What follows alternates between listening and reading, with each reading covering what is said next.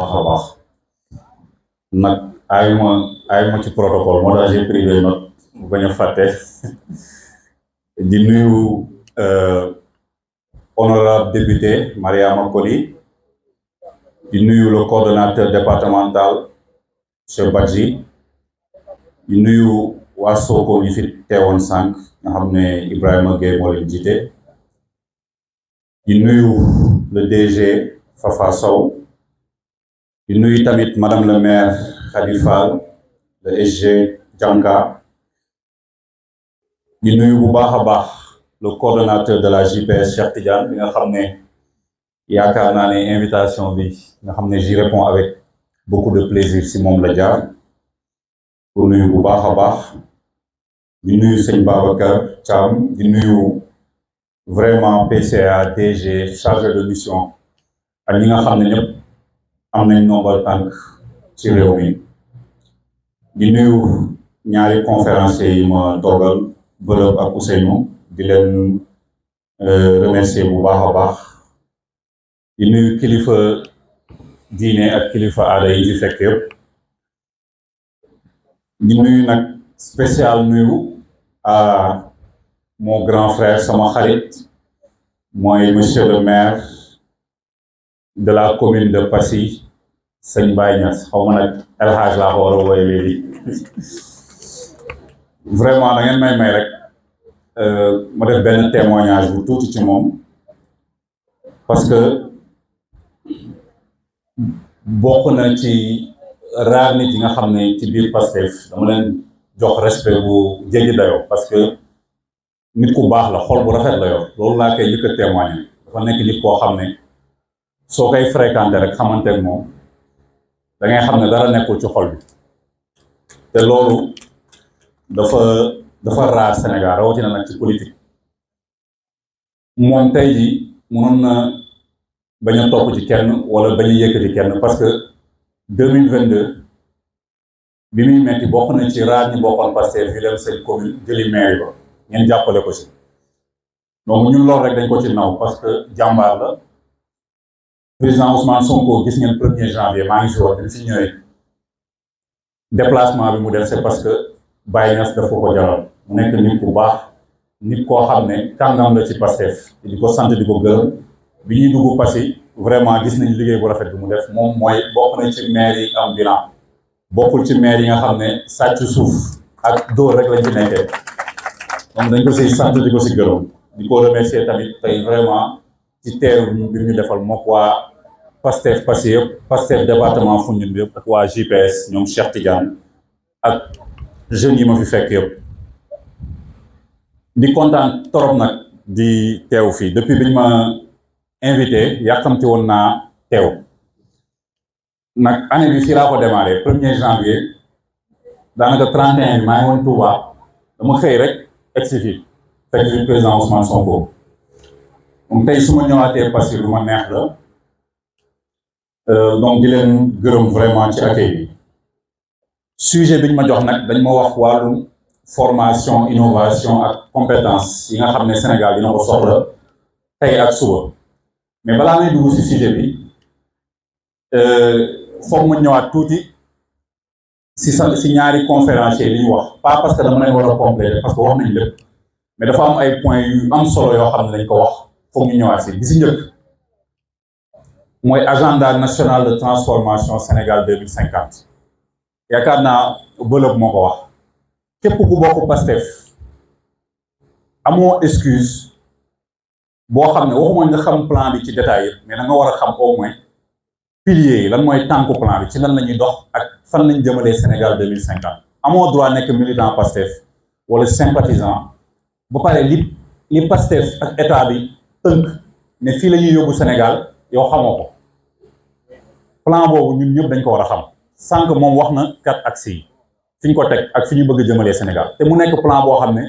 du ay gént yu ñuy jaay Sénégalais yi loo xam ne la c'est tout à fait réalisable donc loolu dafa am solo su dee dañu bëgg a jàppale le premier ministre Ousmane Sonko li ñu njëkk a def mooy uti xam-xam boobu yàlla suñu borom sax bi muy woote lan la njëkk a woote iqra dafa ne dem leen uti xam-xam ba pare donc xam-xam boobu la ñu war a njëkk am loolu moom ñun amuñu si excuse parce que ñun suñu rôle de militant mooy suñu xamee fan la état bi bëgg a jëmale Sénégal ñu dem wax ko yeneen Sénégalais yi dugg si kër yi si koñ yi si boutique yi wax ak Sénégalais yi fan lañ jëmee Sénégal donc loolu mooy suñu responsabilité en tant que militant de Pastef ci kaw ba ci suuf boobu benn la. beneen bi ci wàllu état comme ñu ko ñëpp xamee ñu nekkatuñu parti opposition parti pouvoir lañ même si des fois day yenn situation yi day xaw a compliqué ba doo xamante sax foo nekk mais normalement parti bu yor nguur lañ sénégalais yi ñoo voté wax na ko sànq lu musul am nga jël opposant premier tour 54%. Assemblée nationale ñëw ngeen dem voté waat jox ñu 130 députés donc loolu confiance la maanaam doxal leen mais lan mooy état ñun Sénégal erreur bi ñuy def souvent du sax ñun mais politiciens yi dañu jëlee état comme doole bu ñu leen jox pour ñoom ñuy nguuru di defaru wala di jaay ñu ci doole il faut que ñu démystifier état pas que ñu désacraliser ko parce que il faut que ñu respecter suñu état respecter ñu ko yor loolu dëgg la mais il faut que ñu démystifier loolu état du dara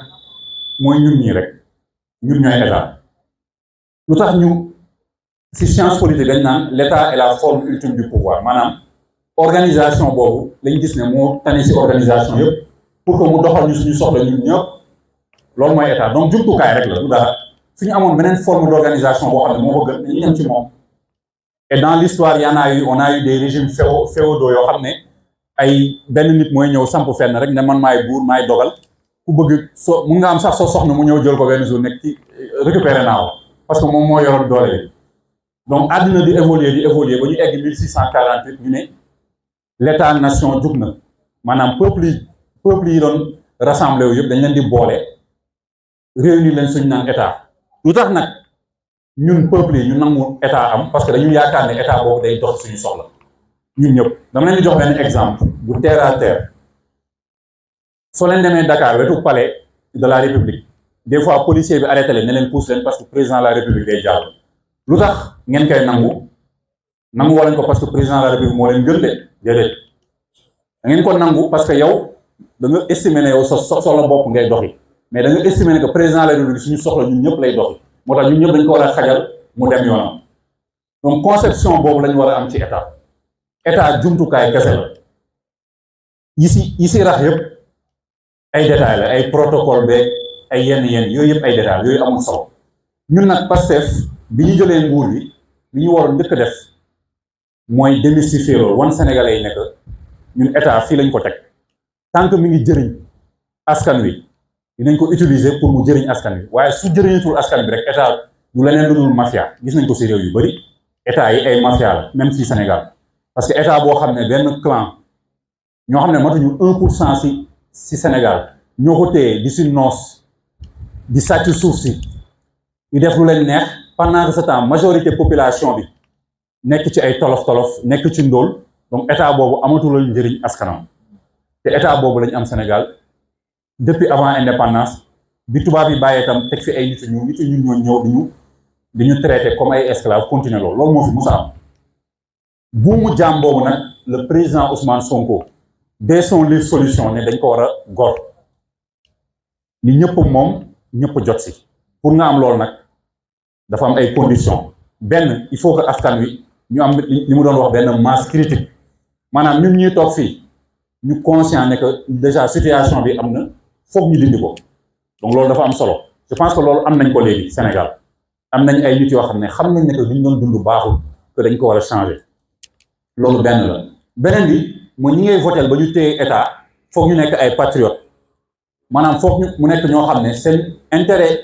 askan wi la ñuy jiital ci seen ay intérêt personnel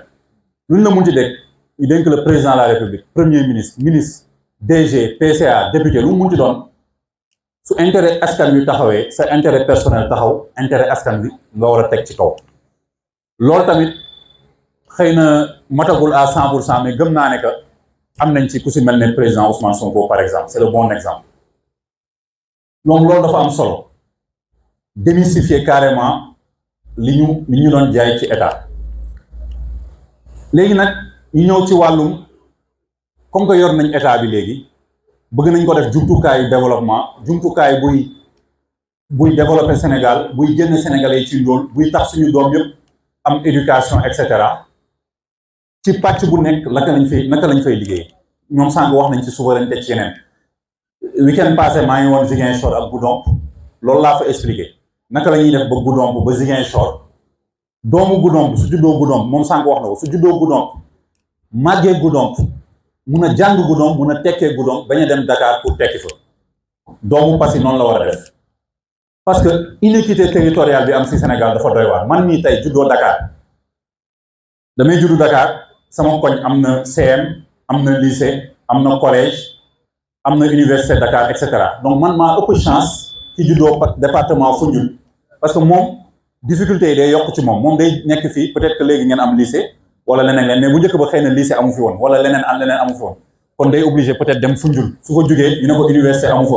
mu dem Saint-Louis wala Ziguinchor wala Dakar donc kooku déjà yokkal naa ko ay difficultés yoo xam ne ki nekk Dakar nekk ci yenn conditions yi moom du ko am donc inéquité sociale boobu dañ ko war a dindi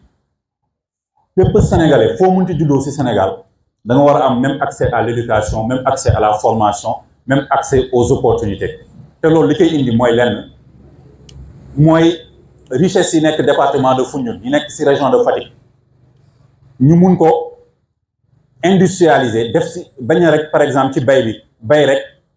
exporter déedéet mais bay am chaîne de valeur bi yëpp bay transformer industrialiser commercialiser loolu rek mooy indi liggéey man maa leen ko wax tant que gisoo leen ci seen département ci seen région ay usines yu taxaw di transformer tant que gisoo leen ne que baykat bi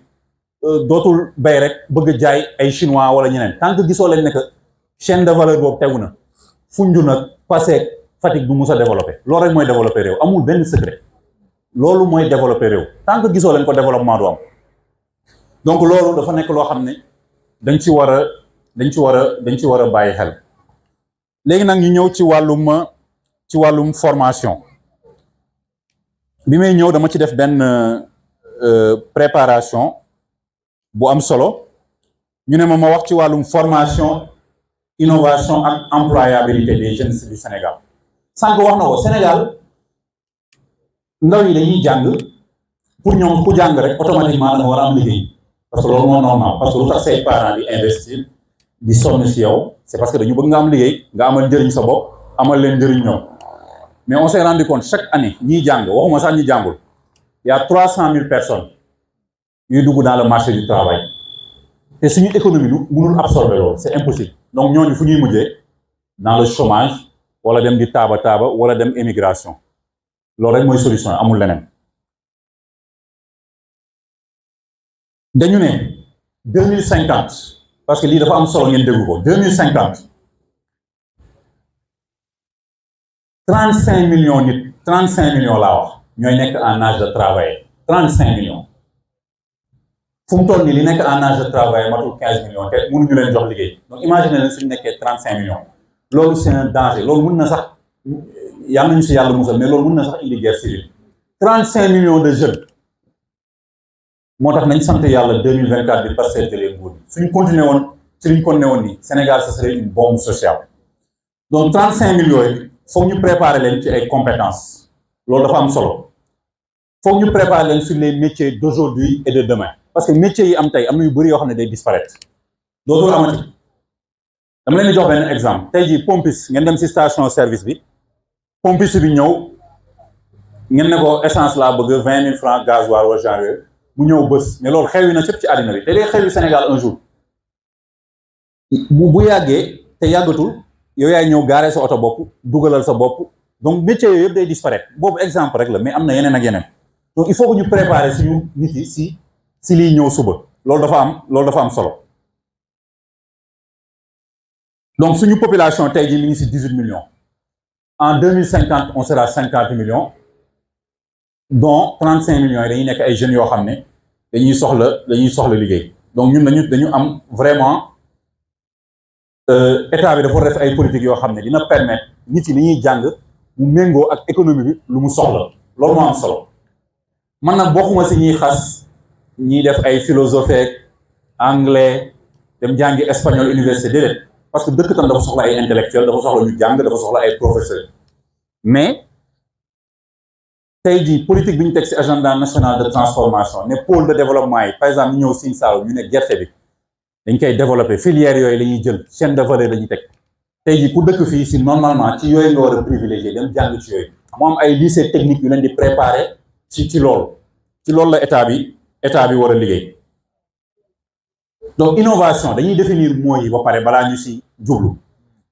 innovation mooy lan ci français la nag ngeen baal ma naa ko jéem a wax ci wolof ba mu leer innovation mooy maanaam su ma ko mënee tënk mooy indi lu bees maanaam loo doon def di ko def nga indi lu bees. ma jox leen beneen exemple encore ci béykat bi Sénégal laay gis béykat alors que béykat mooy dundal ñëpp moo ñuy dundal ñëpp li ñuy lekk yëpp ci béy lay jógee mais est-ce que soo leen gisee béykatu Sénégal li ci ëpp di ngeen ko ñee est-ce que yéen di ngeen bëgg a nekk béykat déedéet béykat bi mënul fayal doomam école mënul jënd oto bu baax su feebaree mënul faj boppam soo demee États-Unis ay états yu mel ne Indiana da ngay gis ay ngandi champ ay hectare ñetti béykat nga fay gis ñoom ñëpp ay milliardaires lañ soo leen di gis da ngay bëgg nekk béykat lu tax ñu jël béykat mu mel ne ku tekkiwul dara alors que réew buy développé du politiciens yi ñoo war a nekk ay milliardaires béykat yi ñoo war a nekk ay milliardaires lu tax nekkuñu ko c'est parce que suñu agriculture dañ ko liéwul ak suñu industrie ba ñu mun a jël produit yooyu def ci plus-value exporté ko dama leen di jox exemple mango dafa xam ne canette yi ngeen di jënd ci boutique bi Dubaï la jógee Dubaï benn mango saxu fa benn Sénégal lay jógee ñu dem Dubaï ñoom ñu transformé ko ñoo jaayaat ñu canette bi 350 ñu koy jënd dugal ko suñu frigo mu sedd ñu naan ne neex na su doon tey Babacar dafa créer usine am transformé mango bi moom day créer ay emploi fii mun na créer unité industrielle créer 100 emplois ça li ñuy wax ni inventé wuñu ko ñëpp moom lañ def c'est très simple mais lu tax ñun jubluwuñu ci loolu mooy la question à se poser lu tax ñun Sénégal jubluwuñu ci loolu donc innovation mooy loolu créer lu bees ci anam yu bëri formation mooy lan formation processus la processus boo xam ne yow da ngay acquérir ay connaissances yu bees connaissance wala savoir faire te tamit dañu war a bàyyi rek yaakaar ne formation mooy dugg rek yore sa bic di bind wala professeur bi bind déedéet am na ñoo xam ne te complexe boobu foog ñu dindi ko ci Sénégalais am na ñoo xam ne yàlla deful ne seen xel neex na ci jàng mais ñooñu est-ce que dañ leen war a écarter ne leen yéen bokkatoo leen Sénégal waratoo leen am liggéey déedéet am ñoo xam ne seen loxo li mu mun def ñun ñuy jàng ñu mënuñu ko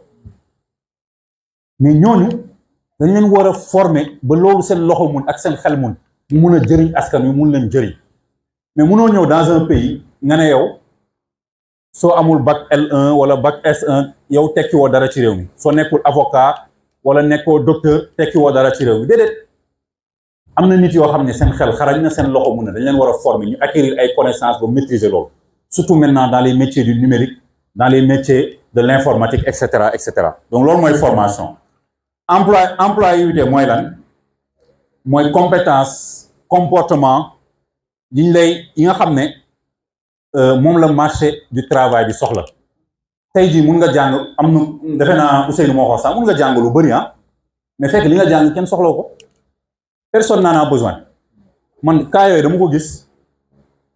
avant may dem SNHLM fi ma doon liggéey y avait des gens dañ doon ñëw di la jox ay CV mais en fait tu n'as pas besoin d'eux soxla woo leen parce que yow li nga soxla moo amul te pourtant loolu la Sénégal gën a soxla pour développer donc il y a un problème de coordination entre économie bi lu mu soxla ak nit yi li ñuy jàng te loolu état moo ko mën a rectifier et je pense que ñu ngi ci ministère de l'emploi ak formation professionnelle ñu ngi ciy def liggéey bu am solo donc problématique boobu lañ ñëw loolu mën naa ko tëb mooy naka la ñuy tëggee suñu système éducation à partir de préscolaire fi xale bi di duggee jardin d'enfants sax il faut foofu la ñu war a commencer repérer xale bi lan mooy potentiel am mu dugg CI CP dem ba CM dem collège dañu war a repérer ay potentiel mais xale bu bëggul jàng dara dugg ci bopp bi di jël ndaare classe chaque jour nga bëgg ko forcer ne ko da ngay jàng par la force déedéet am na leneen lu mun def loo xam ne mun na ci sax tekki ba ëpp xaalis wala ba ëpp ay capacité ki nga xam ne dem na ba bac donc jàng baax na am ay diplôme baax na mais aussi am formation bu dëgër boo xam ne mun na la jëriñ loolu aussi il faut que ñu siy bàyyi xel donc suñu système bi faiblesse boobu wax naa ko faiblesse boobu la ñu am c'est que y a pas de coordination entre suñu économie suñu politique publique yi état bi di teg ak ñun li ñuy jàng. dama siy joxe benn exemple am na benn étude en 2022 bu Banque mondiale def nee na 30% des employeurs sénégalais ñoo estimé ne que diplômés yi ñuy recevoir am nañ compétence yi marché bi soxla maanaam soo jëlee téeméeri entreprise fanweeri rek ñoo ne ñoom li ñuy recevoir ci ay demande d'emploi méngoo na ak ñoom li ñu soxla donc ça veut dire que dese na 70% bu ñu soxla te gisuñu ñu méngoo loolu donc lu tax 70% yooyu ñu soxla ci compétence gisuñu ñoo xam ne jàng nañ lu méngoo ak loolu mais loolu catastrophe la ci réew. dañu war a xam lan la entreprise yi soxla parce que ñoom ñoo nekk ci compétition bi ñoom ñoo nekk ci marché bi ñoom ñoo xam lan lañ war a développer pour compétitif lan yan genre compétence lañ soxla suñu système éducatif méngoo ak loolu c'est dafa am solo au-delà de l'enseignement général il faut vraiment enseignement yoo xam ne dafay am loolu. faiblesse bi tamit suñu système bi leneen bokk na ci loolu wax naa ko sànq mooy stigmatisation bi ñuy def formation technique et professionnelle da ngay am sa doom mu gis lu ko intéressé mu ne dematul école léegi dafa bëgg dem def formation parent bi ne non du ko def parce que dafa war a dem jàng moo ëpp solo dem école toog fa journée 8h ba 17h teg dara dugg ci bopp bi looloo ëpp solo mu dem loo xam ne mun na ko jëriñal dans 2-3 ans parce que dañuy stigmatiser dafay mel ne kooku li muy jàng amul njëriñ parce que jàngul loxo la wala jàngu leen la alors que soo demee ci réew yu riche yi mais xool leen Elon Musk terminé wul ay études am xool leen ki créé Apple Steve Jobs terminé wul ay études am waxuma ne jàng baaxul la encore une fois message boobu laay bañ ñu yóbbaale jàng baax na mais ñëpp mënuñu jàng ñëpp mënuñu dem université loolu c'est impossible soo amee sa doom boo xam ne am na ay talent damay gis soo demee nu mu tuddati marché Alizé Dakar sa téléphone sa iPhone mun na toj nga dem jox ko ñoo xam ne mosuñu teg seen tànk école mun nañ démonter yëpp monter waatal loo parce que ils ont appris sur le tas mais loolu connaissance la pourtant mi ngi toog boutique am xëy na chaque jour benn 15 000 lay yóbbaale mais suñ leen regroupé woon former leen def benn ëpp comme ni mu amee Chine képp kuy réparer téléphone ci Afrique de l'Ouest ñu xam ne Sénégal mooy label bi foofu la nit yi gën a aaye mais boobaa ñëppay ñëw Sénégal même téléphone reconditionné yi marché la tey jii plus de 50% des téléphones yi ñuy jaay par année c'est non du ay téléphones yu bees ay téléphones reconditionné la alors que Sénégal am nañ capacité mais ñun dañuy bàyyi nit ki rek mu toog benn cantine bu ndaw di yóbbaale dépense am par jour ñu bàyyi ko noonu mais loolu ñàkk xam-xam la loolu mooy état boo xam ne deful liggéeyam ñun ñëpp dañ leen waroon regrouper def Sénégal benn label de reconditionnement de téléphone u àddina bi yëpp di fi jaar ñu koy reconditionné fii iPhone bu yàqu ci monde bi Samsung bu yàqu ci monde bi ñu indi ko Sénégal gars yi defar ko loolu noonu la nit di loolu la ñuy créer ay ëpp noonu lañ ko war a defee ci avion yi noonu lañ ko war a defee ci agriculture noonu lañ ko war a defee ci tourisme ak feneen donc loolu tamit benn déficit la bu ñu am vraiment il faut que nit ku bëgg a former boppam ci ay formation professionnelle et technique ñu bàyyi ko mu def ko beneen bi problème bi ñu am ci suñu système formation mooy ci wàllum financement bi Sénégal 5,5% suñu richesse maanaam suñu PIB maanaam li ñuy liggéey ci at bi yëpp ci wàllum xaalis 5% yi rek la ñuy jagleel à l'éducation donc am na effort boo xam ne war nañ ko def te ci biir éducation sax li ñuy jagleel éducation formation professionnelle et technique moo gën a suufee encore te loolu c'est pas normal am na ay normes ci wàllum éducation ak même ci wàllum santé yoo xam ne organisation yi ñu bokk muy UEMOA ak CEDEAO daf ñu ko imposer te on les remplit toujours pas donc tamit état bi war na def benn effort te je pense que gouvernement premier ministre Ousmane Sonko mi ngi ciy góorgóorlu par rapport ak fi ñu ko fekk donc sànq maa ngi wax ci wàllu métier yi nga xam ne day changer nee nañ am na études yu ne fii ba 2035 donc dans 9 ans 40% métiers yi ñu xam actuellement day changer maanaam am na 40% métiers yu am tey jii ñu ci bëri di ko def dootul amati fii ba 2035 dootul amati wala day évoluer ba dootul sax nuróoti métier bi donc il faut que tamit ñi ci bañ accroché aussi métier rek ne man lii laa mën fa laa yem il faut tout le temps chercher à évoluer donc l'État formation professionnelle et technique du rek former koo xam ne mi ngi soog a jóge école wala kenn musu koo former mais même ñi nga xam ne am nañ métier dañ leen war a accompagner pour ñu évoluer ñi nga xam ne tam ñi ngi ci entreprise yi consacrer ay budget pour di leen accompagner ci évolution métier yi fii ba 2050 il faut que ñëpp identifier yan mooy métier yan mooy domaines yi nga xam ne dañ fa soxla ay borom xam-xam suñu jeunes yi dem fa domaines yooyu xam ngeen ko mooy les hydrocarbures pétrole gaz et cetera métiers yooyu du rek dem di gas pour am pétrole di forer de nekk ci plateforme pétrole déedéet y a ce qu'on appelle les dérivés pétrole est-ce que xam ngeen li ñu ci mun defal lu si mel ne ay caoutchouc par exemple dañ ko ciy defar équipement pétrolier yi ñuy utiliser pour dem tey jii kenn mun na créer usine am di defar loolu par exemple donc dañuy soxla métiers yi nekk si hydrocarbure moo bëri si wàllum agriculture mais surtout l'agritech la biotech les recherches qu'on doit faire pour améliorer suñu agriculture pour li ñuy bay à l'hectare gën a yokk par exemple ce sont des recherches qui le font donc loolu aussi soxla nañ ko ci wàllu IA te ñun ñëpp intelligence artificielle xam nañ ko Sénégal nag suñu problème mooy dañuy utiliser IA bi pour def ay caaxaan pour wane suñu yenn homme politique yi def ay mais c'est bien parce que reetaan tamit ci live bi la bokk mais on peut l'utiliser pour améliorer plein de choses suñu vie notamment dans le domaine de la santé par exemple tey jii dinañ toll foo xam ne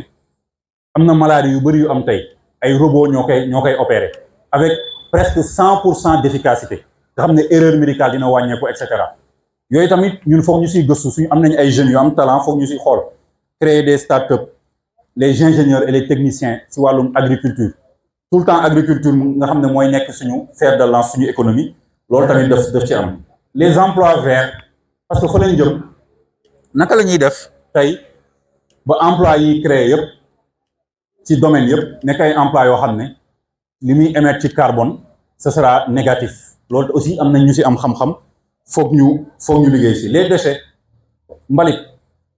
commune bu ma dugg Sénégal xëy na Passy moo xaw a tane loolu je le donne au maire mais commune bu ma dugg si Sénégal presque damay gis ay mbalit ci entrée bi ak ci sortie bi mais mbalit Sénégal du ma ne c'est dommage mais Sénégal amul ay mafia comme ay Colombie wala ay Italie mafia bi moo jël mbalit bi di ko gérer parce que ce sont des milliards soo demee Naples c'est la mafia qui a toujours géré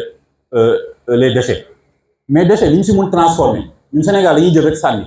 déchets yi ngeen di gis ce sont des milliards suñ ko mënee transformer recycler ko réutiliser ko mais amaguñu culture boobu alors que ce sont des milliards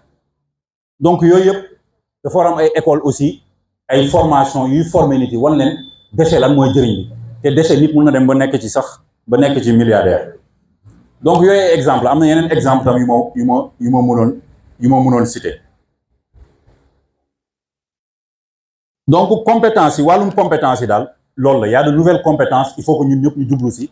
liggéey ci ut ci xam-xam pour que politique publique yi état bi di def ñu mun ci gis suñu bopp ci wàllum damay joxe benn exemple ci wàllum artisanat tey jii su màggal amee da ngay dem Touba gis deru xar yi par exemple deru nag yi mais der yu bëri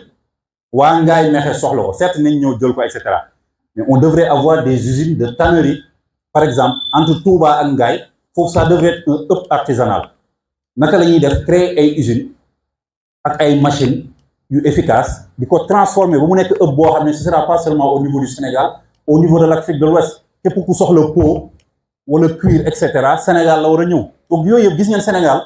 li ñu yàlla may yëpp pour ñu développer mais ñun ba léegi ñi ngi tardé donc loolu dafa am solo tamit jublu si sànq wax naa ci wàllum numérique ak yi ñu ci mun a def yëpp ñu ñëw maintenant ci wàllum naka lañ koy defee yan stratégie la ñuy def pour que ñun ñii ñëpp ak suñu doom yi suba ñu am compétence yooyu pour mun ko jëriñoo pour mun si jëriñ suñu askan bi si njëkk mooy bien sûr créer sànq wax naa ko ay centres de formation professionnelle et technique dans tous les départements du Sénégal amul benn département Sénégal boo xam ne warul am centre de formation spécialisé yooyu ça dépend ñu ne département de Foundiougne lan mooy spécialité bi yéen a ko gën a xam xëy na bay la et cetera ñu ne fii dañ fiy def centre de formation boo xam ne si lii lay former parce que département bi lii la gën a soxla ñu def ko étudiants yi fay jàngee ñu former leen ba ñu maîtriser état bi investir si ñoom après ñu mun a am liggéey développer loolu il faut que ñu am benn observatoire national de l'emploi boo xam ne dafa naan tey jii en 2026 Sénégal espèce ou façon wu liggéey yi la soxla donc si lii lañ war a former parce que le monde du travail évolue les métiers changent donc su fekkee état bi amul sax données amul sax capacité xam tey jii métiers yi ni ñuy évoluer ak yan métiers ñoo nekk di progresser ci Sénégal pour indiquer ko ay population ay étudiants am donc loolu day poser problème c'est-à-dire que ay nit yu bëri dinañ jàng loo xam ne daanaka réew mi soxlaw ko loolu mu nekk lu am solo donc mooy aligner suñu formation yi ak vision Sénégal 2050 bi ñu am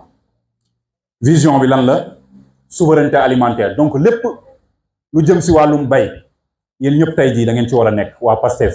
lépp lu jëm ci wàllum bay beneen bi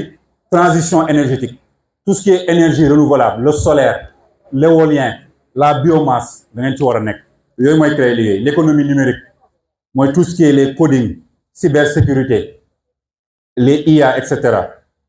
l'industrie extractive sànq wax naa ko pétrole gaz environnement santé universelle soins santé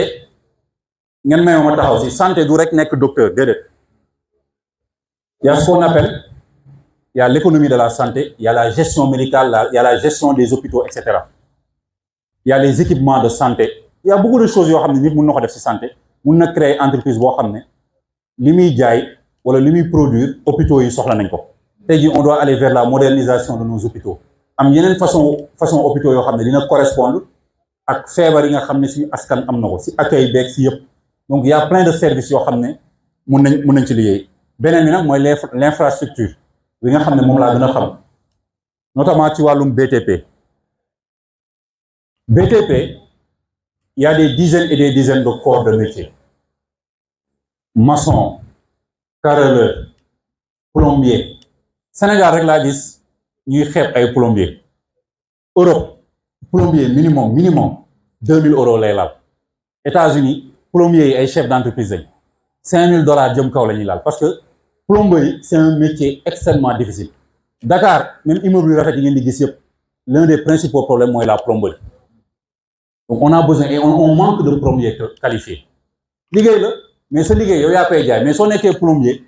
sol sa ay yére yu tilim sol sa ay njaxas suñ la wooyee nga ñëw na kii jox la benn 2000 nga dem c'est parce que yow yaa respecté wul sa métier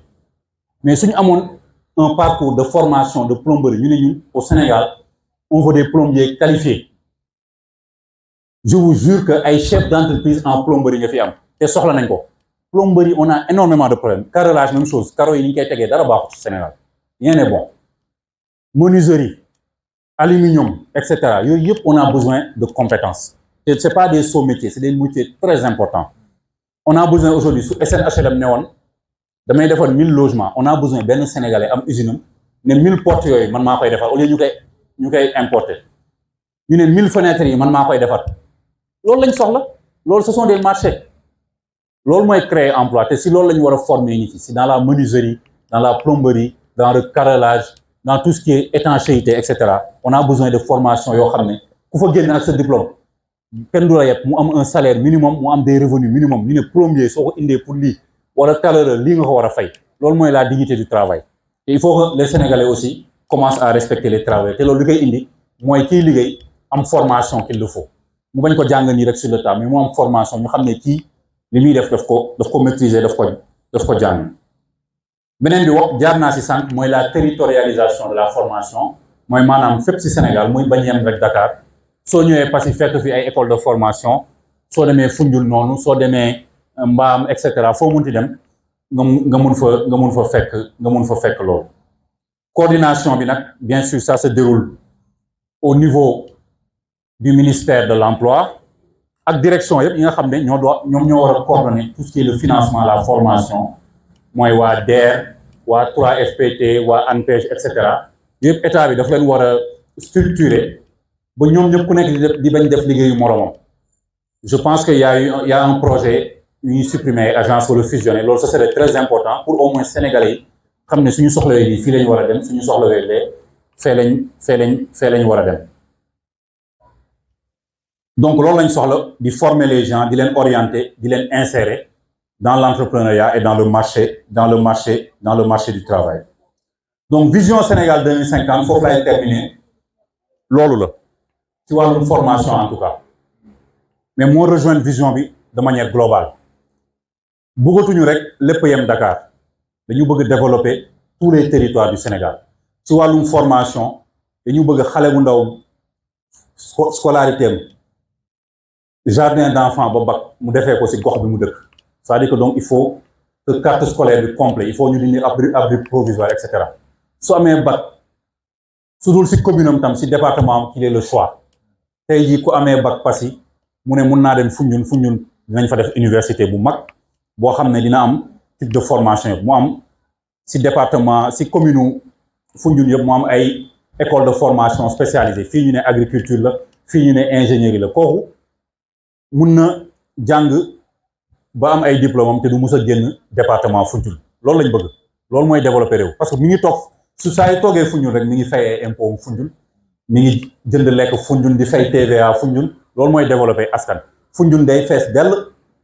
Passy du wéet ñëpp nekk fi loolu mooy développer askan mais du ñëpp tab bi rek ñëpp dem Dakar loolu baaxul donc vision bi loolu la il faut que vraiment ñu maîtriser vision bi noonu lañ mën a jàppalee suñu le président Ousmane Sonko pour développer la loolu ñu ñaax suñu doom yi vraiment ñu xool formation yi am ñu xool métiers yu bees yi ñu mën a def développer ay compétences nouvelles notamment ci wàllu nouvelle technologie pour mën a njëriñ tey jii am na ku koy wax sànq ne bëggul suñu ingénieurs yi peut-être di def ay missiles comme Iran mais il le faut Iran 60% ingénieurs yi formé ay jigéen lañ ñoom ñooy tabax missiles yi tey jii bu la kenn nax de ay Sénégal non dëkku jàmm la ñun sëriñ yi ñoo fi ñaan et cetera loolu yëpp dëgg la macha allah mais Palestine foofu Irak ay sotu yonent yi ñoo fa tëdd te terewul li fa am mi ngi fay am ñun dañu war a am ay missiles sol air am ay batterie anti-aérienne foofu la àddina bi toll. Il faut qu'on soit capable de le faire nous-mêmes xëy na du suñu priorité am na yeneen priorité loolu dëgg la mais foofu la ñu war a jëm on doit protéger suñu askan am une technologie suffisante pour être souverain loolu la ñu président Ousmane Sonko di woo loolu mooy combat bi la souveraineté moom sa bopp combat boobu nag dafa metti gis ngeen ko temps yi passé voté nañ fi benn loi pour durcir les sanctions contre borom ñaari tur yi gis ngeen démb benn ministre belge génn naan day téye ay 40 millions d'euros yu kenn xamul président Ousmane Sonko nee na ko téye ko te il a raison souveraineté moom sa bopp dafa am lu mu àndal parce que système bi bugguñu nga moom sa bopp te système bi du rek ñi nekk ci biti système bi suñu biir la ñun entre sénégalais mais ñun même si biir Pastef le système est là loolu il faut qu'on en soit conscient te dama leen di jox benn anecdote foofu laay terminer excusez-moi j'ai été long système bi man dund naa ko ci 22 mois yi ma nekk SNHLM même ñoo bokkal parti ñu waroon nekk sa wet di la jàppale dañ lay faxasal loolu mooy système bi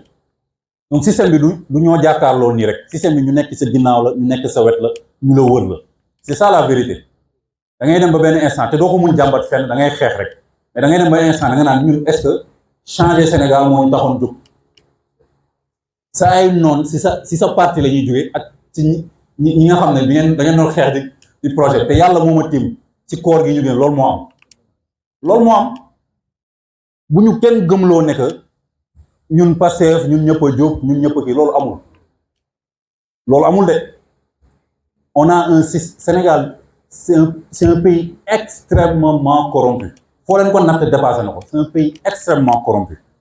te corruption boobu ay milliards lay perte loo Sénégal ay milliards et des milliards tey jii xam nga lan moo changé ci Sénégal benn affaire bu changé du ma ne benn rek mais benn affaire boobu moo changé te c'est grâce au président Ousmane Sonko xam ngeen mooy lan mooy marché yu mag yi nga xam ne moom téye na ko primature yooyu amatul surfacturation yooyu moom c'est fini moo tax su ñëpp defoon nañ moom te gëm naa ne am na ñu koy def yu si mel ne ay ñoom DG Baye Niass surfacturation yi si direction yi surfacturation day rey askan ce sont des crimes économiques école bi 5 milliards moo ko war a tabax gars yi def ko 8 milliards 3 milliards dugal seen poche loolu moo fi doon am loolu mais président Ousmane Sonko heureusement mi ngi ciy def liggéey bu am solo mais di leen wax ne que xeex système du mus a jeex continue la fii ba 2050 sax du mus a jeex day gën a di wàññeeku mais du mus a jeex donc ñun nañ am courage président Ousmane Sonko dooy affaire fit ñun ñëpp xam nañ ne am na fit mais lii tax mu mun continuer liggéey bi mooy peuple sénégalais bi nekk ci wetam parce que noonu yi bëri nañ FMI ngi fi banque mondiale ngi fi yeneen dëkk yi bëgg seen ay lobby am fi doole ñi ngi fi si biir fii ñu mel ne ñun ñi ngi fi donc loolu yëpp pour bañ mu sonal ko ñun ñoo war a nekk autour de lui quand tu as ton peuple autour de toi rien ne peut te faire chuter absolument rien donc loolu foog ñu bàyyi si xel bu ñu kenn découragé loo bu leen déglu manipulation yi nekk yi jaar ci seen télé poubelle yooyu ay wax yu kenn xamul ñi suuxal dëkk bi ñooy retourné di wax yu kenn xamul dëkk bi metti na mais nit yaa ngi fayee ko ba léegi te prix yëpp wàññeeku na dëkk Sénégal dafa musa metti te suñu changement profond yi ñu soxla def dina yàgg metti Sénégal dafa musa metti depuis 1960 bi ñu amee suñu indépendance dafa metti mais président Ousmane Sonko teg nañu ci yoon bi nag dafa laaj tuuti effort dafa laaj tuuti sacrifice ñun ñoo jaay sénégalais yëpp ne ñun don de soi pour la patrie donc ñun sacrifice boobu kenn waruñu ci jiitu on doit être les premiers à faire ce sacrifice te message boobu il faut ñu koy répéter di ko répéter waat nañu wan gars yi ne que dëkk bi dafa metti mais chaque élection ñu yokkal Pastef su local yi ñëwee nañu jox 60%. 2029 su président Ousmane Sonko ñëwee nañ ko jox 70 à 80%. noonu la ñuy xeexee système loolu moo tax ñuy découragé fu ne nii FMI benn affaire rek la ñuy xaar mooy Sénégal nërmeelu pour yeneen dëkk africain yi naroon topp ñu ne gis ngeen Sénégal ñoo doon dëggal bopp mais daanu nañ mais si on réussit yoon bu sew bi suñ ko jaaree ba romb ko je vous assure waxuma la Sénégal mais on va libérer toute l'Afrique te loolu ci seen loxo rek la nekk nekkul ci loxo président de la République nekkul ci loxo premier ministre ci seen loxo yéen les citoyens sénégalais la nekk yéenay wane courage détermination muy metti ngeen di gën a xuus ba ñu réussir révolution yu bëgg ba suñu doom yi ak suñu siti suñu ñëwee fekk fi Sénégal boo xam ne mosuñu ko gis maa ngi leen di gërëm di leen sant jërëjëf.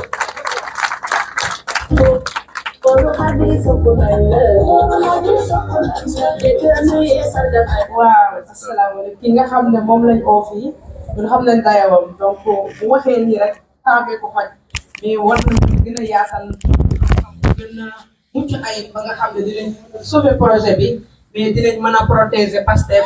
ba nga xam ne dinañ àgg fi nga xam ne moom lañ bëgg ci Sénégal donc ñu lay gërëm bu baax monsieur Kébé di sant aussi di rafetlu tamit générosité bi intellectuelle bi nga xam ne moom nga ñu wan di gërëm tamit di sant ñi nga xam ne jógee nañ ci département de Foundiougne mais aussi jógee nañ Sénégal ndax waa département de Kaolack ñoo ngi fii GPS Kaolack moo ngi fii waa GPS Ndiafat ñoo ngi fii gis nañ leen monsieur yéen ñëpp di gërëm di sant aussi les GPS yi nga xam ne ñu ngi jógee Djirnda Doudou Sadj merci ñu ngi gërëm aussi GPS Soum Babacar Bafom représentant de Ernest en même temps coordinateur GPS Soum di gërëm aussi coordinateur GPS wala représentant de GPS Kaolack Ibrahima Thiam et El Hadj Niass mais aussi di gërëm ki nga xam ne Mamadou Kébé la jógee GPS Sébikotane mën nga wax GPS Ndiafat Modou Diouf gërëm nañ la sant nañ la di la wax nga dégg waa Ndiafat mais aussi di gërëm ki nga xam ne Pastef Ndiafat la jógee di kilifa gën ñu féete mag mais bëgg Pastef moo tax depuis 9 heures ñu fi teew di Diagane Faye jógee ba Valor merci Diagane di sama surveillant général merci beaucoup mais aussi di gërëm képp koo xam ne GPS Dossong ñoom fasi lañ bokk ak GPS Niassène donc Jim Thiam gërëm nañ la sant la et Jabel Niass mais aussi di gërëm Mojib Dossong muy Mariam Mbow mais aussi Mojib Niassène di Atou Thiam et Mariama Sarr mi nga xam ne mu ngi jógee kër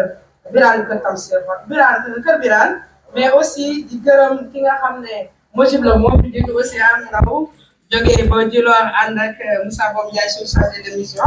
suñu patron auprès de l'autre bâche di gërëm aussi ñëpp sans plus tarder donc ñu ñëwaat ci ñi nga xam ne intervenant yi la ku ci mel ni monsieur Assane Dianka invité d'honneur la mais aussi invité d'honneur la ñu lay jox kàddu gi mais en même temps nga defal ñu résumé des trois thèmes débattus ici voilà la parole est à vous. Merci beaucoup maître de cérémonie bi je par principe j'avais décidé de ne pas prendre la parole. En fait, par principe, tout le monde a dit parole. Mais je pense que les honneurs du projet, donc moi, je l'accepte avec toute l'humilité en praticien. Donc, moi, je pense que le travail est bien. Donc, remerciement par les ici. Je pense que c'est un honneur que je laisserai au maire de le faire. Intervenir rapidement parce que si je me demande mon modèle synthèse ou conférence. Je pense que nous avons un métier parce que je pense que ça va être très compliqué. Mais je vais essayer. Donc, parce que je pense que c'est important. Thème du man qui l'a coupé, j'en ai labyrinthe en fait, parce que l'agenda 2050 quand même, l'agenda national de transformation, je pense que celui qui n'a pas ça allait prendre des jours, parce que il y a trop. Man, j'ai la chance de suivre les référentiels, les documents de référence du gouvernement. C'est vrai que la politique d'ajustement structurel, il y a fait mais depuis 2004, on peut suivre, en commençant par la stratégie de la croissance accélérée, en 2004. Les DCRT 1, document stratégique de réduction de la pauvreté 1 à 2, et également le plan stratégique, le plan Sénégal émergent, je commence par ça, avec c'est le plan qui est PAP 1 et PAP 2. Donc, suivre également la république, disons, opérer avec l'agenda national de transformation. Moi, donc, c'est l'occasion peut-être pour saluer encore profondeur de discussion, parce que je pense que c'était très compliqué. Je commence par le donc moi je pense que d'abord le rappel même du contenu de ce document-là qui est extrêmement important. Les axes stratégiques qu'on va comprendre, de revenir. Mais je me donne un merci, moi, le rôle jeune dans la matérialisation de ce document-là. Parce que le document est bon, mais on ne peut pas le donc nous avons matérialisé les jeunes qui ont un rôle très et nous l'avons rappelé également qu'il faut un retour aux fondamentaux. Parce que authentique, nous avons si nous pouvons ce plan-là. Si je ne pas authentique, je ne commente pas, je m'en arrête là. Alors, Benen dit, moi, au sein de intervenir. Donc, nous avons ce qu'on appelle la valorisation du capital humain. Et c'est extrêmement important parce que nous avons c'est vrai que dans les télébocks, mais même dans les sortes des sous-connus de Khamkham, on a largement donné l'exemple de l'Iran. Khamkham, moi, aujourd'hui, nous résistons parce que selon le dollar, les États-Unis, mais Israël, moi, le dollar, mais Khamkham, moi, le dollar. Moi, je me rappelle qu'il faut que quand même la valorisation de ce capital humain-là, moi, en tout cas, mérite ce document, en tout cas, pertinent, sur une autorité intégrale. De l'autre, il faut que nous la formation, moi, nous alors j'ai bien aimé maintenant le dernier intervenant, Momoy Bachir Kébé. Donc moi je vais aussi ce qu'on appelle justice avec un grand J. D'habitude je suis dans justice il faut que moi je suis tribunal mais pour moi justice bu gën a am solo mooy la justice sociale. Maanaam su ñu nee Sénégal développé na teewul ngeen dem Dakar nga xam ne Sénégal développé na soo taxawee département ko ñu war nga xam ne Sénégal développé na loolu dañ naan justice sociale équité affaire yooyu te je pense que loolu la rappelé. Et nous avons un agenda national de transformation parce que nous consacrer ce qu'on appelle les pôles économiques de développement. Madame Tay, si je dis schématiser, nous avons le Sénégal, nous isoler Dakar, isoler le reste du Sénégal. On peut considérer que Dakar c'est un pays développé parce que si on compare les PIB, taux de croissance, mais attends, il faut dépasser le niveau Côte d'Ivoire, il faut dépasser le niveau Ghana. Donc le pays développé, Dakar donne à lui seul. Maintenant, si on dit les parties qui baissent, les autres régions, excepté Dakar. Mais nous sommes un pays très, ou là, extrêmement pauvre. Donc, l'on a nous rééquilibrer de sorte que Dakar se devient parce que je pense que le pays développé, il y a un capital administratif, ou un capital économique, mais dès que vous avez un niveau capital, je pense que l'on a dit donc, l'on a dit c'est extrêmement important et c'est l'occasion pour moi de féliciter la GPS. Je ne suis pas Ousmane Sonko parce que nous sommes réglés du top. Mais ce qui s'est venu de faire, c'est démarrer la campagne électorale. Campagne électorale, démarrer, il faut un petit peu. On va campagne, parce que la campagne c'est réglementé. Mais je parle de la campagne électorale. Maintenant, la communication de campagne. dañ ko war a tàmbali déjà présent gis nga ñi gëm loolu naan leen liggéey leen te bàyyi wax ji liggéey leen te bàyyi politique bi ñoom ñooy politique ñoom noo nag ñii defuñ ci dara donc ñun ñi nga xam ne ñi ngi def nag il faut ñu wax ko te je pense que occasion yi dañ ko war a defee man gëwuma dem ci télé di def ay débat contradictoire ci saaga leader rek lay yem gis nga ñi bëgg a saaga Ousmane Sonko yëpp duñ dem ci Ousmane Sonko mais suñ gisee ku teewal Ousmane Sonko ci plateau ñu saaga Ousmane Sonko saaga waale la donc on peut éviter gis nga jotaay yi nii Mourchid nañ koy def maa ngi Pastef nañ koy def JPS dañ koy continuer donc loolu laa bëggoon a daanaka di leen gërëmaat encore une fois merci.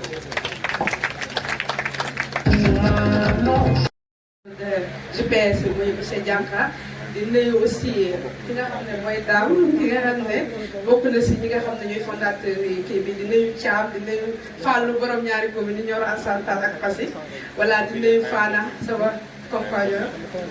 kat di nuyu vraiment Yes Africa merci beaucoup yoo xam ne fi ñu dee nga def voilà di nuyu aussi tamit Diémé di nuyu JPS ki nga xam ne suñuy bind duñu fay te moo ñu koy defar Baye Baye Sow mention spéciale à vous JPS Diossong dama naan commune Passy commune Diossong ak commune Niassène on dirait que benn commune la di remercier képp koo xam ne yaa ngi teew di jéggalu ci kàddu guñ mënta dox képp koo xam ne teew nga ndax ku nekk am nga dayoo boo xam ne war nañ la mën a jox kàddu monsieur Ndaw sama combattant de guerre école normale Linguère Louga Kaolack ba diggante Bandoul ak Valor du yàgg la kenn du yow voilà di nuyu ñëpp di sant ñëpp mais di nuyu Babacar Thiam ak délégation ndax boobu léegi yéen ngi toog di remercier sunu comptable monsieur Sarr mais di remercier les madame Dianka donc les dames nuyu nañ leen ziar leen di nuyu monsieur Boro dem bom toole amal nañu voilà bëggul ko wax di nuyu ñëpp donc coordinateur adjoint Pape Thiam nuyu nañ la di nuyu aussi Lamine bi tey chargé de com de Baye seen naa du ma la nuyu sama collègue la di nuyu monsieur Diop mi nga xam ne professeur la moom ñi doon dalal ñi njëkk a ñëw si la bokk l'infatigable ñu ngi si biir di nuyu sama nijaayu Babacar Kébé ku lim juum xattab nuyu naa la di nuyu sama xulóowaale Famoudou di nuyu képp koo xam ne yaa ngi Sadio Baye. Ben en tant que maire de la commune mais deuxièmement aussi en tant que membre haute autorité du parti bi nga xamante ne récemment barke Demba Ndiaye conseil national s'est réuni sous la directive du président du parti président Ousmane Sonko si biir li nga xamante ne bokk na ci ay directives yi nga xamante moom la président joxe bokk na ci à ce que ñu dem vers la base waxtaan ak ñoom. Alors c'est l'occasion de dire alhamdulilah ñu koy sànq muy ñëw ci deuxième point bi si ñi nga xamante ne ay cadre lañ tey ñoo xamante ne li fi jëm si contenu tey si ñoom la dégg ko nekk ay doomu Passy fierté renouvelée fierté renouvelée fierté renouvelée on aurait pu besoin tey bu ñu soxlaa Bachir ba dafa ñu conférence ñu soxla ñeneen ñi defal ay panels pour man dama jàpp ne loolu mooy soubassement développement et je pense que wax nañ ko sànq tey si li nga xamante ne moo nekkoon contenu waxtaan bi mu nekk vision Sénégal 2050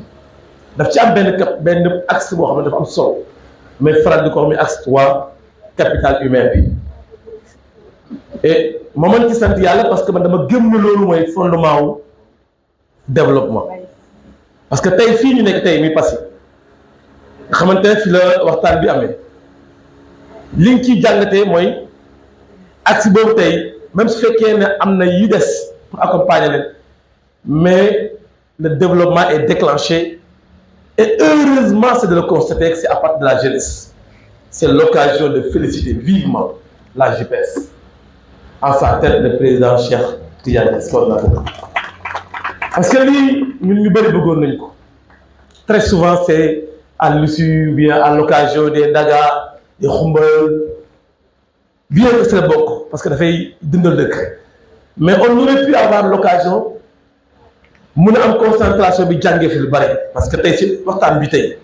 jaar la ko ci bëlëb jaar la ko ci président Ousseynou dafa am lu bari lu fi jàngatee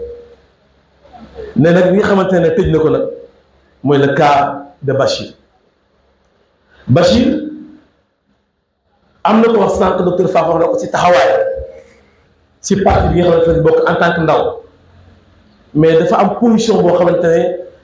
Ousseynou jël na ko exemple ne moom rek doyoon na tey ñu jàngat ci moom mooy leadership bi mu incarné rakk la sama xarit la sama rakk la mais nangul naa ko ñu ko yàlla may te loolu je pense que exemple la ci moo tax tey Cheikh Tidiane parce que mënu leen fay le fait que ngeen offrir leen tey occasion bi ñu mën a jàngee si benn nit mais jàng ci moom la ténacité, le courage. C'est là où j'invite les patients. Au-delà nag nga xam ne li ko war a lal mooy jubanti boobu nga xamante ne tey moom lañ teg la base mais mu def un appel très solennel mooy nañu xam ne la personne de Baye n'est pas importante, la personne de Cheikh Tidiane n'est pas importante, c'est la commune bien l'intérêt commun bi nga xam ne moom lañ dégagé moo am solo parce que gii ñu nekk nag c'est l'occasion de le dire comme ni ngeen ko defee sànq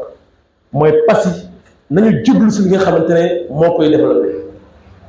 nañu wéeru si li nga xamante ne moo koy développé te nag mënuñ ko def mukk nag si lu mooy si occasion yu mel nii la ñu gën di mën di appeler à la conscience parce que vous avez réussi aujourd'hui une chose boo xam ne peut-être moi personnellement en tant que maire je n'aurais pu pas réussir ça je le dis haut et fort modestie à part su ma organisé man à mon nom personnel peut-être du ma am lii ngeen am tey mooy lan la diversité bi nga xamante ne am na ci biir je le répète fii laa koy waxee devant tout le monde cette coloration cette multicolore qui existe au niveau de Passy man personnellement ça m'encourage et c'est ça que j'incarne parce que nag la démocratie dafay rimer avec une diversité de convictions diversité également d'opinion et c'est le lieu parce que balance bi mooy loolu il faut que mu am ñu demee gëmee nii am ñu demee nii mais lépp je sais que ne benn objectif la mooy luy defar Passy moo tax donc de là j'invite tout le monde continuer dans cette logique ayez ce courage de le dire mais aussi ñu fekkee di ko teg ci li nga xamante ne en toute sincérité dina ànd ak mooy li nga xam ne moom la suñu société bi gëm loolu aussi c'est une occasion ma xaaral beneen métier nag si li ma déggee si Ousseynou dégg ko si Bleu dégg ko également si Bassirou Kébé mooy yéen patriotes yi ginnaaw bi ngeen déglu waxtaan bi leen Bassirou wax dafa am lu mu leen soññ dem leen ngeen jàngi quelle est la vision de ce régime actuel parce que loolu nag mooy tax par exemple je donne un exemple parce que sori na ma jógee ko Dakar di ñëw si j'ai eu la chance avant mes départs ma def des recherches xam nombre de kilomètres bi ñaata la xam quels sont les villages traversés xam combien de temps ça me faut mais naturellement j'aurai la patience si oto bi lu mu yéex à chaque fois may dem dinaa xam fan laa jëm c'est là où j'interpelle la population parce que gii ñu nekk tey bu fekkee ne patriote tey bëgg nañ jàppale Ousmane Sonko bëgg nañ ko jàppale projet mu yegg fi mu jëm il faut ñu xam li nga xam ne mooy soubassement régime bi mënul tënku dara suba ci politique bi nga xamante ne moom la parti bi tey dégagé muy lan la vision Sénégal 2050 j'invite tout le monde de façon solennelle il n'est pas facile de l'avoir vous interrogez dans le net vous avez besoin de documents vous l'aurez ngir yàlla dem leen ngeen am leen la connaissance du régime par rapport à notre objectif fi may tëjee nag mooy comme ni ko waxee sànq je remercie encore une fois la communauté bi nga xamante ne ñëw nañ fi je le répète nous avons invité la GPS nous sommes sûrs que nous avons vu des mamans ici nous avons vu des papas ici nous avons vu également des dames engagées yoo xamante ne ñu ngi fi dara ñëw na c'est parce que ce sont des patriotes gëm ko moo tax nag du ma tëj mukk remercier wu la parce que les patriotes seen devoir ngay def je vous encourage également comme ni ko Assane waxee que yeneen couche nañu inspiré ci loolu dem dans le sens de ñu mën a am occasion d'échange di xool li nga xamante ne mooy amal leen jëmale kanam réew mi jëmale kanam également Sénégal et facilement bu ñu ci dem maa ngi santaat ñëpp di gërëm ñëpp di ñaanal Bachir yoon bi mu ñëw fii yàlla ko yàlla fay ay yiw mu delluwaat ci Dakar ci jàmm ak salaam li nga xamante ne joxe nga ko fi xel nga ko fi yàlla nañ ko jëriñoo yàlla mën na ko yàlla ñuy ñaanal nag le président Ousmane Sonko yàlla defal ko jàmm yàlla mën na ko yàlla asalaamaaleykum